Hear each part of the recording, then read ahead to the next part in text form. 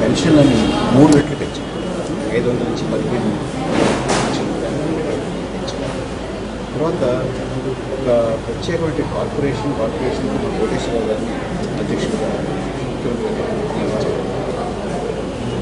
ఏ రకమైనటువంటి అంగవైకల్యంతో ఏ రకమైనటువంటి డిసడ్వాంటేజ్తో ఫిజికల్ వారందరికీ రాష్ట్ర ప్రభుత్వం అండగా నిలుస్తుంది అని ముఖ్యమంత్రి గారు పదే చెప్తూ వచ్చారు. అంటే ఒక ఇంక్లూజివ్ అందరినీ సమ్మిళితమైనటువంటి వృద్ధి సాధించాలంటే సమాజంలో అందరికీ కూడా ప్రభుత్వం అండగా ఉండాలి. వారికి చేదోడు వాదోడుగా ఉండాలి. వారి కష్టాల గురించి ఆలోచించాలి.